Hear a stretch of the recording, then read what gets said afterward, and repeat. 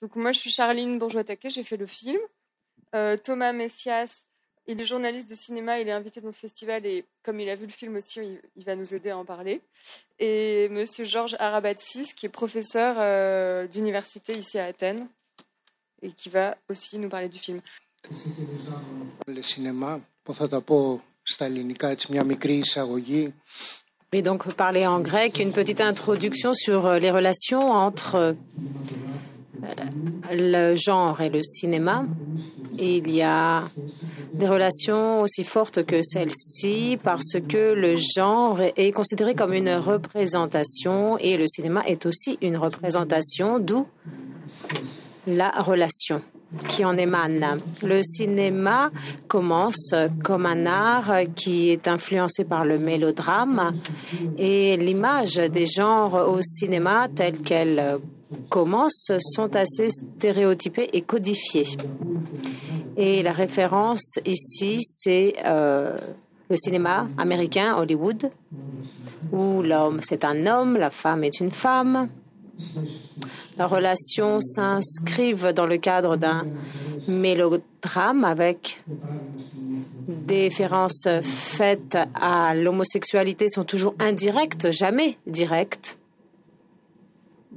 Et en fait, le cinéma, et c'est une pensée ici, le cinéma commence à considérer les questions de genre avec le mouvement féministe, avec la science féministe. Nous savons ce que dit Simone de Beauvoir, et c'est la première, si vous voulez, le premier coup à l'idée du genre en tant que substance qui est notre expression. Donc, il n'y a pas cette substance. Selon Simone de Beauvoir, il n'y a pas de rationalité du genre. C'est un processus historique. Le genre, donc, on doit en faire sa distinction de par sa substance et sa rationalité. C'est ce qu'on appelle aujourd'hui performance, comme la représentation du soi, la présentation du soi. Et on voit ici les relations qui existent avec le monde du cinéma, l'univers du cinéma qui est basé sur le mouvement et le genre aussi se base sur le mouvement, sur la différence et des notions comme celle-ci. Après Simone de Beauvoir, la deuxième vague de féminisme est très importante avec des penseurs, des intellectuels très importantes. Une intellectuelle importante, Kate Miller, qui a écrit un livre intitulé La politique sexuelle. Ici, en utilisant ce propos féministe, on a une critique de la part des féministes et des théoriciens du cinéma pour ce qui est du système de représentation qui est en fait le cinéma narratif et le cinéma commercial. Comment la femme apparaît dans le cinéma classique, et ici nos amis le savent, mais on a cette présentation dans les femmes telles qu'elles apparaissent dans les films Phinos, une représentation donc bien précise. Les Grecs le savent, les Grecs connaissent la société donc cinématographique Phinos Film. En même temps, il y a deux directions où on voit les relations entre les genres avec plus d'honnêteté. Le cinéma expérimental d'une part, avec Kenan Funker, un film extraordinaire, Jean Genet, l'auteur, Jean Cocteau, etc. Donc ça, c'est une des directions où on peut avoir une image de la sexualité et une relation entre les genres qui est plus honnête. Les relations hétérosexuelles sont en fait données en tant que normes dans notre société, mais tout le monde sait très bien que les relations hétérosexuelles, on l'a vu ici dans le film, ont un pourcentage de dureté assez important, je dirais. Ce ne sont pas des relations simples. Peut-être que de l'extérieur, elles correspondent à une norme, mais si on le voit d'une autre perspective, ces relations sont caractérisées par des tensions. Une deuxième direction qui permet une présentation du genre, c'est le cinéma du créateur, et je pense que c'est ce que fait ici notre invité, metteur en scène. Nous avons des films très importants aujourd'hui, de grands metteurs en scène de la nouvelle vague en France, en Italie, Fellini, Antonioni, La Notte, et on a des grands metteurs en scène qui nous viennent de l'expression homosexuelle, gay, qui sont des intellectuels très importants, Pasolini, un intellectuel européen très important, et une personne qui a une conscience, une autoconscience importante, c'est Fassbinder, qui est donc un jalon dans le cinéma pour ce qui est de ce genre de pensée. La science féministe n'est pas figée, toutefois, elle avance vers ce que l'on appelle la pensée gay et lesbienne, puis la théorie queer. C'est ce qui se passe maintenant dans les relations entre les genres, et elle est très décisive pour l'esthétique aujourd'hui. Donc la théorie queer, il y a ici un grand théoricien, une grande théoricienne qui est morte assez jeune, Centwick.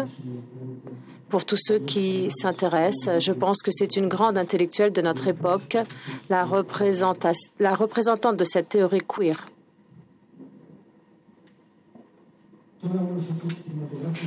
Ce cinéma de la création, du créateur, est contesté aujourd'hui. La Roman Polanski, avec ses problèmes de justice. Le dernier Tango à Paris de Bertolucci. Maria Schneider, qui a été victime de harcèlement. Une autre actrice française qui a aussi quitté le cinéma car elle pense qu'il est corrompu pour les femmes. Un autre metteur en scène aussi qui fait l'objet de poursuites pour harcèlement, etc.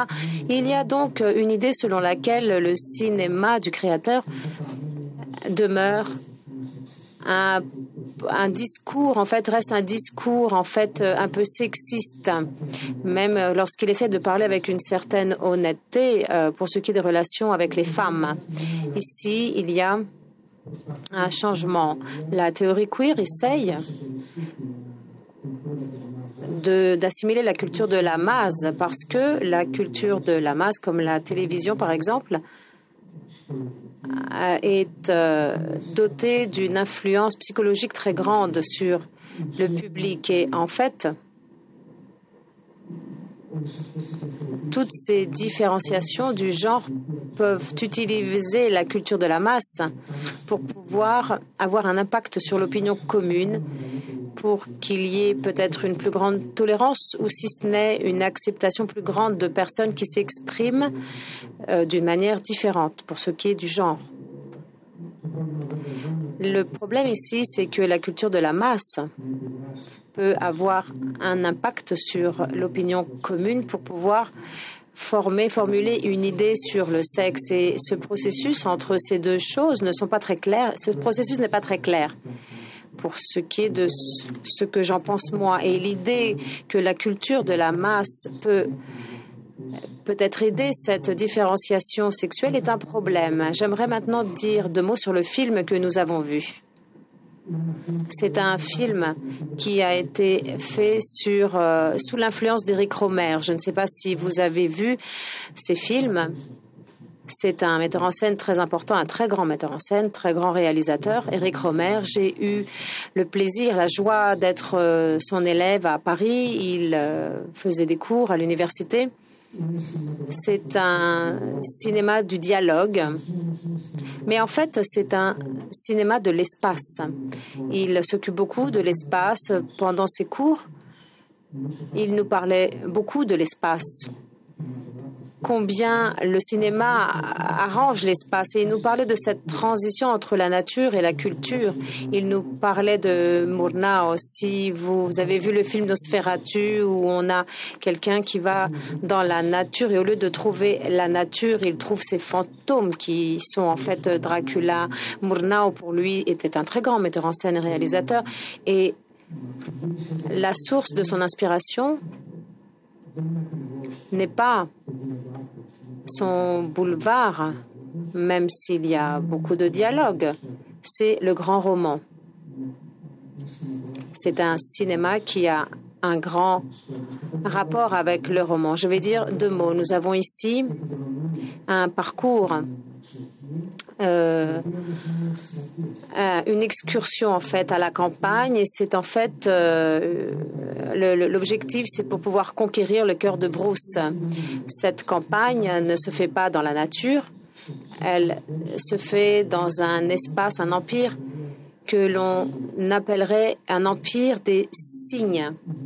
Les femmes ici, les deux héroïnes, Pauline et Violette, sont en fait elles interprètent des signes. C'est-à-dire que pendant tout le film, Pauline essaye d'interpréter les différents signes de l'indifférence de Bruce, cette supposée indifférence de Bruce. Ici, donc, Eros, l'amour, retrouve Hermès. En quelque sorte, Eros retrouve Hermès. Il y a deux limites, à mon sens, dans ces signes que nous voyons dans ce film. Le premier, Arnaud en parle lorsqu'ils sont à table et qu'ils essayent d'éclairer Pauline, l'affaire de Pauline. Ce qu'il dit, Arnaud, c'est que le signe, un signe, ça veut peut-être rien dire. Il t'envoie pas de message, ça veut rien dire. C'est pas grave.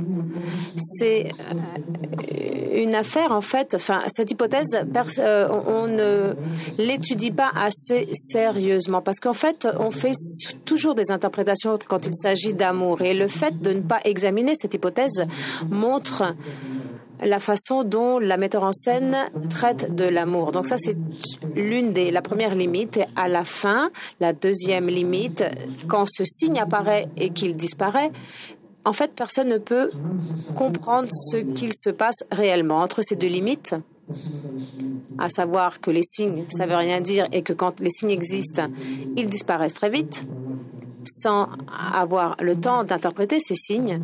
Entre ces deux limites, donc, on a le film trouve tout son sens.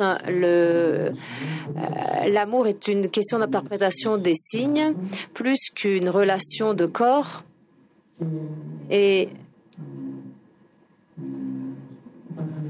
il y a toute une série de deuxième niveau. Le fait que c'est une personne qui fait un doctorat en littérature. Elle lit La princesse de Clèves, Madame Lafayette. Il y a plusieurs niveaux, mais je ne vais pas parler plus que cela pour ne pas vous embêter plus. Merci beaucoup.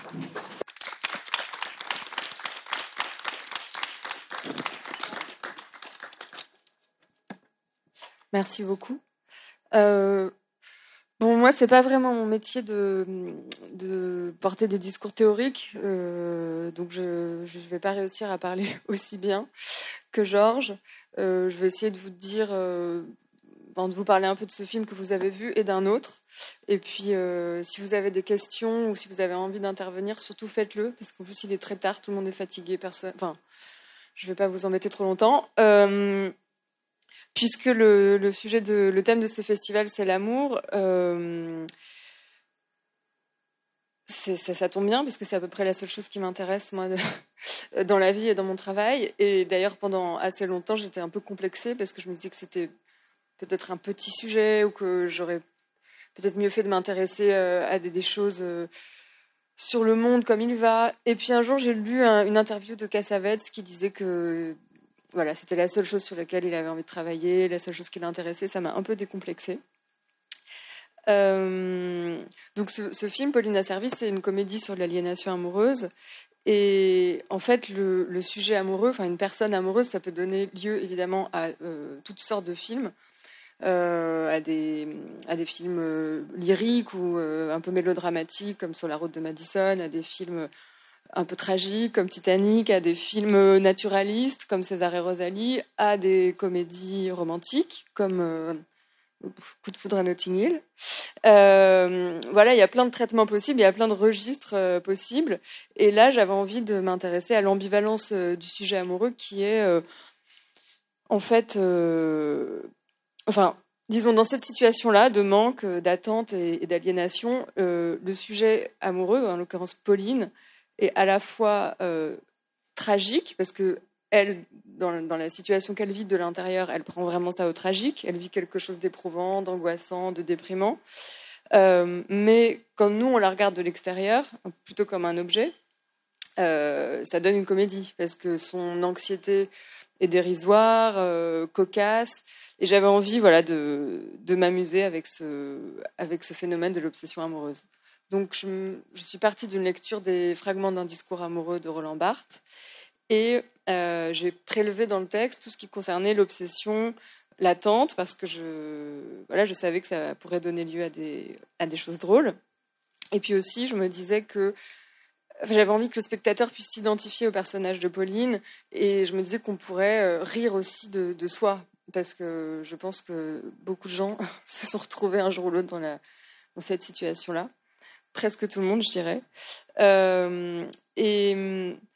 Voilà, donc pour faire cette comédie, j'ai beaucoup utilisé, c'est vrai ce que disait Georges, les dialogues, parce que moi j'aime beaucoup écrire des dialogues, c'est ce que je préfère même.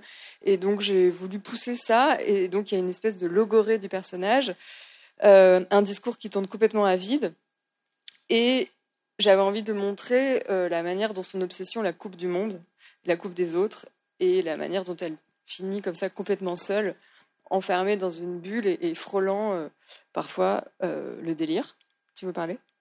Il y a un discours qu'on entend souvent à notre époque qui consiste à dire que le téléphone portable est un objet d'aliénation, que ça a augmenté notre capacité à nous renfermer sur nous-mêmes et à être obsédés par cet objet qu'on a tendance à sortir de notre poche même quand on n'a rien à faire avec. Est-ce que selon toi, c'est vraiment le cas ? Est-ce que vraiment le portable, il a augmenté ça, ou est-ce qu'en fait l'aliénation était déjà présente via d'autres objets ou...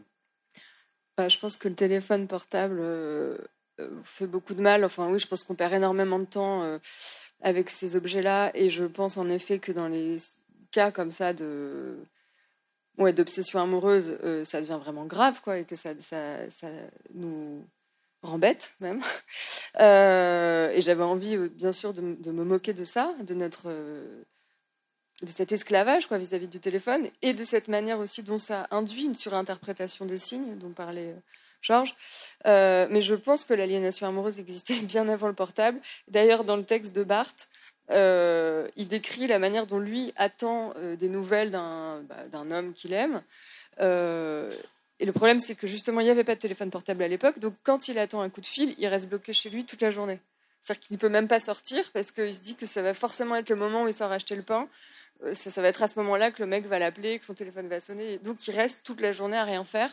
Donc, je pense que c'est une aliénation totale, qui était même peut-être pire. Et puis, toute la littérature nous montre quand même des situations d'obsession amoureuse. Alors, malheureusement, comme le dit Barthes, c'est souvent féminin. Et lui, il associe cette posture d'attente à quelque chose de féminin, historiquement, vraiment historiquement, quoi. Et dans la littérature française, je ne sais pas si tu penses, par exemple, aux lettres portugaises, c'est déjà ça, quoi. C'est déjà... il y a ça tout le temps. Donc, je ne sais pas ce qu'en pensent les gens, mais à mon avis, c'était déjà... l'aliénation existait déjà avant les portables.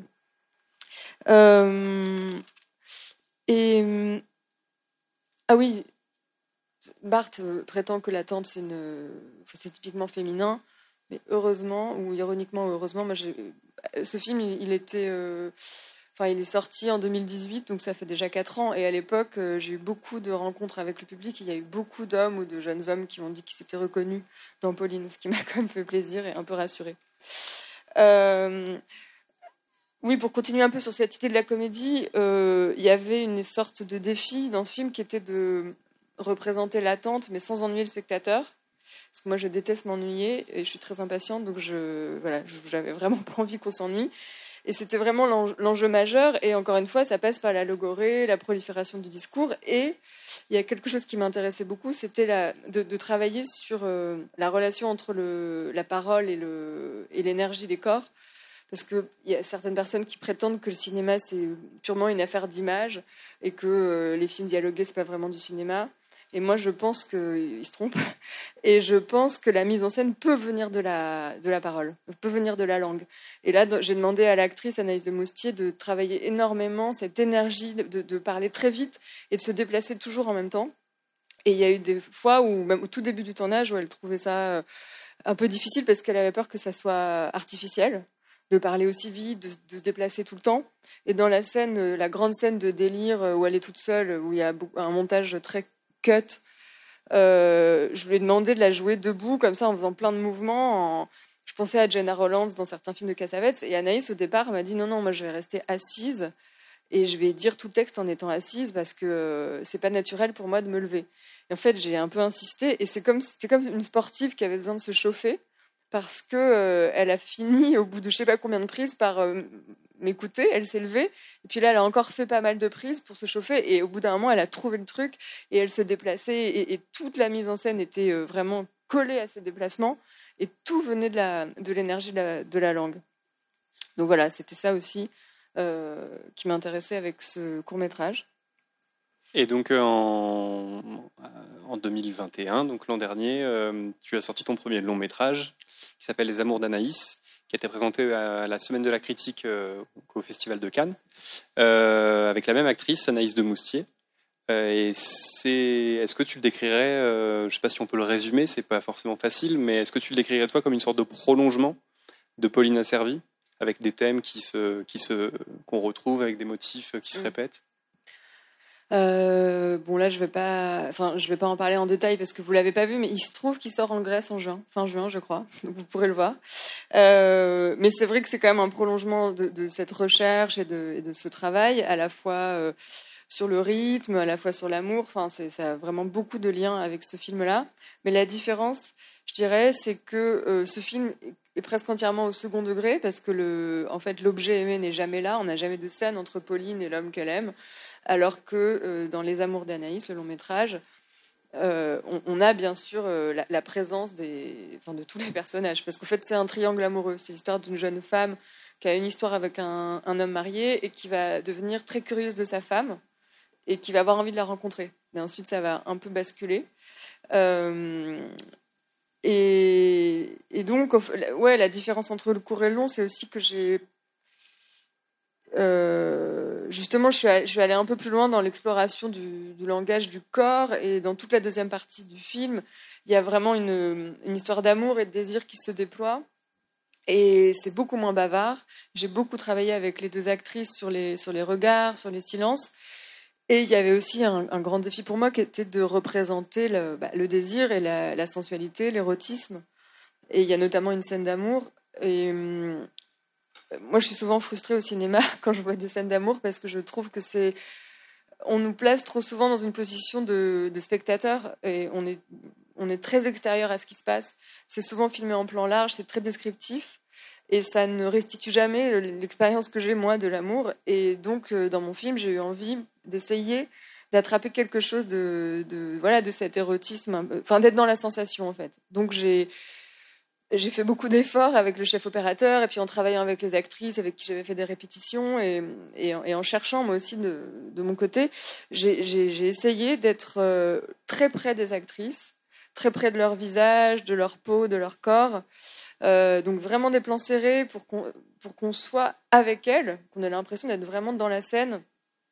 J'ai travaillé aussi sur les caresses pour que le spectateur ait l'impression de ressentir des choses. Et puis évidemment, c'est beaucoup une question de montage. Mais je dirais on m'avait demandé de parler ici ce soir de ce que c'est que d'être une femme qui fait des films ou de faire des films sur des femmes. Et bon, j'ai pas trop de réponses, mais en ce qui concerne le désir et l'amour, je sais que j'ai en tout cas une ambition, c'est d'essayer de représenter ça d'une manière qui corresponde mieux à ce que moi, à l'expérience que j'en ai. Et ça passe aussi, notamment beaucoup par ce travail que j'ai envie de faire sur la représentation de la sensualité, de l'érotisme et de l'amour physique. Bon, par ailleurs, le film entier, Les Amours d'Anaïs, est un film sur le désir, mais sur le désir au sens large. C'est l'histoire d'une fille qui suit tout le temps son désir, et ça fait vraiment avancer le récit, ça fait avancer le film. Toute la mise en scène est guidée par ça, encore une fois, cette énergie. Donc ça aussi, je pense que c'est peut-être quelque chose d'un peu nouveau. C'est ce que j'ai entendu. Moi, le film est sorti en France en septembre et ensuite j'ai beaucoup voyagé cette année. D'ailleurs, je suis venue à Athènes déjà il y a début avril pour le Festival du film français où j'avais présenté le film.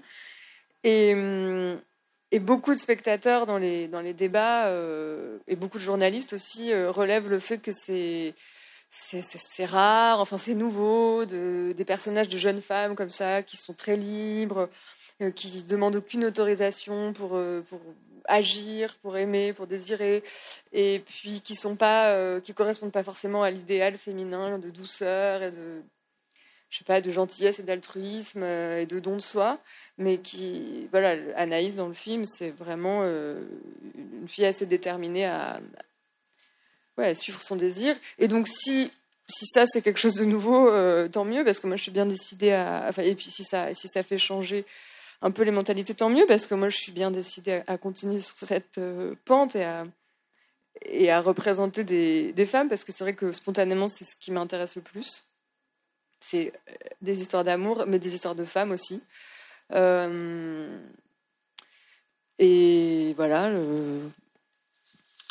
J'ai encore plein de trucs à dire. Mais dans Les Amours d'Anaïs, c'est là où je trouve que c'est encore aussi un prolongement de Paulina Servie, c'est que sa détermination, donc elle fonce tête baissée pour obtenir ce qu'elle veut ou qui elle veut, elle est extrêmement drôle. C'est pas tout à fait le même traitement humoristique. Tu charges un peu moins, et en même temps, vraiment, il y a vraiment des scènes extrêmement drôles parce qu'elle est vraiment, entre guillemets, prête à tout pour atteindre son objectif, si on peut dire. Oui, c'est vrai. Mais je ne sais pas si on peut continuer à parler d'un film que personne n'a vu. Donc oui, c'est vrai, c'est un film qui mélange les registres. Ça aussi, c'est très important pour moi parce que la vie mélange les registres. Et donc, j'avais pas envie que ce soit que drôle ou que sentimental ou que dramatique ou que grave. Je voulais que ce soit tout en même temps et voilà. Mais comme personne l'a vu... on m'avait aussi demandé de parler de mon expérience de femme réalisatrice. Je dois dire que moi, j'ai jamais vraiment eu de problème pour faire des films. Enfin, j'ai décidé de faire des films très tard, après avoir étudié la littérature et travaillé dans l'édition. Et quand j'ai tout quitté pour faire du cinéma, au départ, je voulais jouer depuis que j'étais adolescente. Et puis finalement, je me suis mise à écrire et j'ai jamais du tout souffert du fait d'être une femme. La seule fois de ma vie, cela dit, où j'ai vu ce que c'était que la misogynie, c'était quand même pendant le tournage de mon film, parce que je me suis retrouvée à la tête d'une équipe de je sais pas combien de dizaines de personnes, et j'étais presque la plus jeune. J'avais 34 ans quand j'ai tourné ce film, et j'étais en tout cas très clairement la moins expérimentée, puisque même mon chef opérateur, qui était presque aussi jeune que moi, lui, il avait déjà fait plusieurs longs métrages. Et donc, c'est arrivé que dans l'équipe technique, des chefs de poste qui étaient des vieux hommes, plus de 50 ans, on me regarde un peu comme une capricieuse quand je demandais des choses qui étaient vraiment des choses qui faisaient partie du scénario et qui étaient indispensables au tournage. Mais quand c'était moi qui les demandais, j'avais l'impression d'être un peu traitée comme un enfant capricieux, alors que si mon chef op demandait la même chose, ça passait beaucoup mieux. Donc là, j'ai entrevu ce que ça pouvait être de ne pas être prise au sérieux en tant que femme, mais c'était vraiment la seule fois de ma vie. Et sinon, je travaille avec un chef opérateur, un producteur, tout se passe bien, et on me laisse faire ce que je veux. On va vous remercier, on espère que vous avez passé une belle soirée. Merci beaucoup d'être venu, et peut-être que vous pouvez aller écouter des chansons, parce que j'ai l'impression que ça continue à côté. Et bonne soirée, merci.